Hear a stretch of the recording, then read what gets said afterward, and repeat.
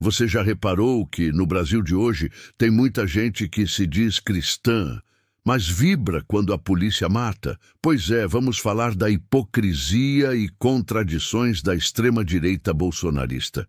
A mesma galera que bate no peito dizendo Deus acima de tudo parece esquecer o que Jesus realmente ensinou. Me diz uma coisa, em qual passagem dos evangelhos Jesus aplaudiu uma chacina? Onde foi que ele disse, bem-aventurados os que puxam o gatilho? Eu nunca vi isso em lugar nenhum. Hoje eu quero falar justamente sobre essa contradição, o uso da religião, especialmente o cristianismo, como escudo moral para justificar a violência do Estado, a intolerância e até o ódio político. Você viu essa notícia, né? Mais uma vez, parte da direita brasileira usa o nome de Deus para defender o indefensável. Operações policiais que terminam com dezenas de mortos, aplaudidas como vitória contra o crime. Mas o fato não é bem esse. A verdade é que o que está em jogo aqui não é segurança pública, é manipulação ideológica. É gente usando a fé do povo simples para fazer política suja. E eu acho importante dizer uma coisa logo de cara. Não é a esquerda que mistura religião e política. Quem faz isso é a direita. É ela quem usa versículos bíblicos em palanque, quem transforma culto em comício, quem aponta o dedo dizendo quem é de Deus e quem é do demônio. Mas quando a esquerda defende a vida de todos, inclusive dos pobres e pretos das favelas que vivem sob a mira da polícia, aí dizem que a esquerda é a favor de bandido. Só que, curiosamente, os mesmos que acusam o outro lado de ser defensor de bandido são os que tiram foto com milicianos, com gente investigada por rachadinha, por ligação com o crime organizado e ainda posam de moralistas. O que eu quero mostrar aqui é simples. Jesus não era bolsonarista, não era miliciano e muito menos apoiava a execução sumária. Usar o nome dele para justificar sangue derramado é uma das maiores blasfêmias do nosso tempo, e é sobre isso que a gente vai conversar hoje. Porque o cristianismo verdadeiro prega amor e compaixão, e não ódio e vingança. Então, o que aconteceu foi o seguinte: mais uma operação policial terminou com dezenas de mortos no Rio de Janeiro, e a cena já virou rotina. O governador foi rápido em parabenizar a polícia, a direita vibrou nas redes sociais e os programas de TV aplaudiram o sucesso da ação. Mas ninguém perguntou quem eram as pessoas que morreram. Ninguém quis saber se ali no meio havia trabalhador, morador inocente, jovem negro que só estava voltando da escola. A grande mídia vende a narrativa de que todos eram criminosos. Mas eu pergunto, quem investigou isso? Quem provou? A verdade é que no Brasil, a morte do pobre e do preto é aplaudida como política de segurança pública. E é justamente aí que entra a hipocrisia. Porque a mesma turma que cita Jesus nas redes sociais para justificar suas posições políticas é a que mais fecha os olhos para esse tipo de barbárie.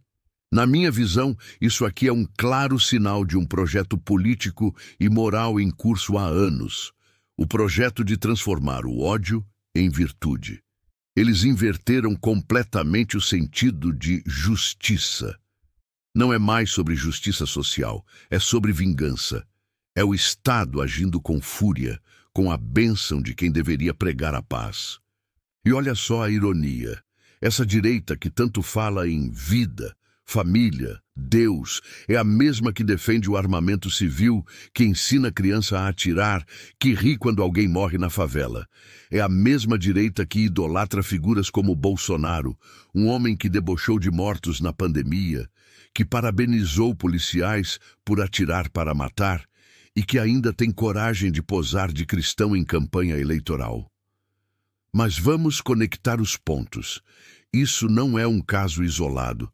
Lembra quando o então presidente dizia que bandido bom é bandido morto? Ou quando foi visitar o quartel da PM depois de uma chacina, dizendo que foi tudo dentro da lei? É a mesma cartilha, a mesma estratégia. O discurso da morte como sinônimo de moralidade. O discurso que tenta convencer o povo de que matar é proteger e que sentir compaixão é fraqueza. E quem paga o pato? Sempre nós, o povo. Porque é o trabalhador, o morador da periferia, o jovem negro que vira alvo dessa política de extermínio. Enquanto isso, os verdadeiros criminosos, os de colarinho branco, os que desviam dinheiro da merenda, os que fazem rachadinha e recebem propina de empreiteira, continuam livres, sorrindo, tirando foto com pastores e pregando moral e bons costumes. E é curioso ver a seletividade moral dessa gente. Quando o criminoso é preto e pobre, merece bala. Mas quando o criminoso é branco, rico, político aliado, aí ele merece uma segunda chance, merece o perdão de Deus. É o caso, por exemplo, dos pastores envolvidos em escândalos de corrupção com dinheiro do MEC, ou dos empresários que financiaram fake news e atos golpistas, e que depois aparecem em cultos pedindo oração pela liberdade de expressão. O perdão, nessa lógica hipócrita, é um privilégio de classe. E a grande mídia vai noticiar isso como operação bem-sucedida, redução da criminalidade, reação legítima do Estado. Mas o que eles escondem é que o verdadeiro objetivo disso é manter o controle social pelo medo. É criar a sensação de que só o autoritarismo resolve. É o velho discurso: bandido bom é bandido morto. A esquerda defende vagabundo, Deus acima de tudo. E no meio desse teatro todo, o povo é manipulado emocionalmente. Porque quando o discurso vem acompanhado de versículos e orações, ele ganha um verniz de santidade. Mas o que tem por trás é poder, é voto, é projeto político. Me parece que a direita brasileira aprendeu a usar a fé como ferramenta de dominação. Eles transformaram o cristianismo em marketing e o púlpito da igreja em palanque eleitoral. E quando alguém da esquerda se manifesta dizendo toda a vida importa, eles distorcem, zombam, chamam de defensor de bandido. Mas o que está em jogo não é defender bandido, é defender a humanidade. Porque se o Estado tem o direito de matar sem julgamento, sem investigação, então ninguém mais está seguro.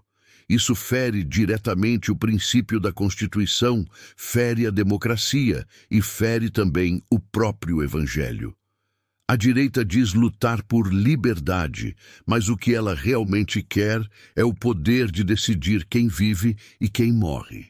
Eles falam em defender a família, mas são cúmplices de um sistema que destrói famílias todos os dias nas periferias. Eles falam em moral e bons costumes, mas vivem mergulhados em escândalos, em rachadinhas, em mentiras e fake news. E, para completar, ainda se colocam como os verdadeiros cristãos, quando o que mais praticam é o farisaísmo moderno, aquele que se ajoelha no templo, mas apedreja o próximo na esquina. Eu acredito que o que estamos vendo é a consolidação de uma mentalidade perigosa, uma teocracia disfarçada de patriotismo. E isso precisa ser denunciado. Porque o Brasil não é um país de guerra, é um país de gente trabalhadora, de fé, de solidariedade. Mas enquanto o discurso de ódio for santificado, a violência vai continuar sendo aplaudida. E é por isso que, na minha opinião, essa discussão vai muito além da segurança pública. É uma disputa moral, é uma disputa espiritual. De um lado, quem acredita na vida, na empatia, na justiça social. Do outro, quem acredita na bala, no medo e no lucro político do sangue alheio. Então, para resumir, essa notícia não é sobre segurança pública, nem sobre combate ao crime, como a direita tenta vender. Essa notícia é sobre hipocrisia política e moral. É sobre o uso da fé cristã. Uma fé que nasceu do amor, da compaixão e da misericórdia, para justificar o ódio, a violência e a exclusão. É sobre o quanto o discurso cristão da extrema-direita brasileira é apenas um figurino, um papel bem ensaiado para enganar quem tem fé de verdade.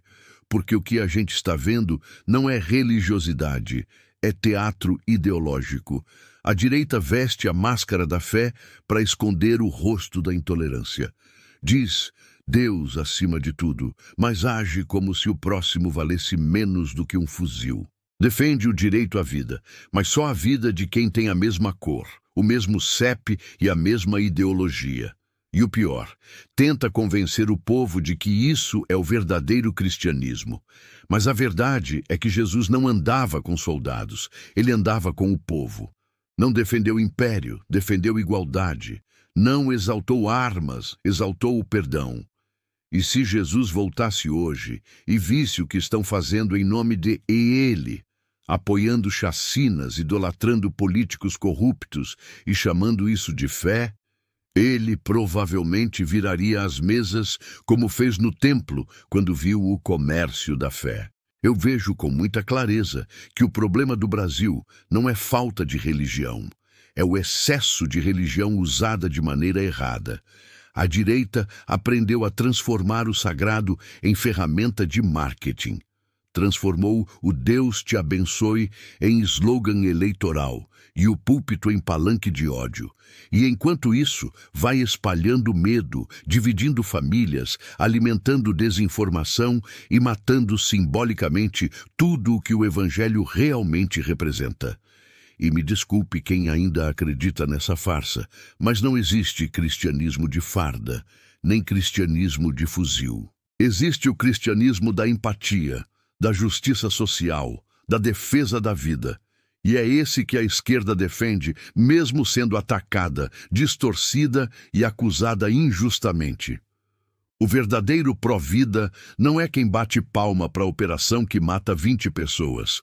É quem luta para que ninguém precise morrer. É quem quer escola no lugar de presídio, médico no lugar de fuzil, pão no lugar de pólvora. E sabe por que isso incomoda tanto a direita? Porque quando o povo tem consciência, quando o povo entende que fé e política não deveriam ser ferramentas de manipulação, o jogo muda. Eles perdem o controle. E perder o controle do medo é perder o poder. Por isso, insistem em associar a esquerda à criminalidade, ao mal, ao anticristo. Porque precisam desse inimigo imaginário para continuar vendendo a falsa ideia de que só eles representam Deus e a família tradicional. Mas eu repito, Jesus não era de direita nem de esquerda. Jesus era do povo. E se tem um lado mais próximo do que ele pregava, esse lado é o que defende a vida, a dignidade e a justiça social. O resto é hipocrisia travestida de santidade. E olha, eu falo tudo isso com respeito a quem tem fé de verdade, porque fé é sagrada, é o que sustenta o brasileiro em meio ao caos.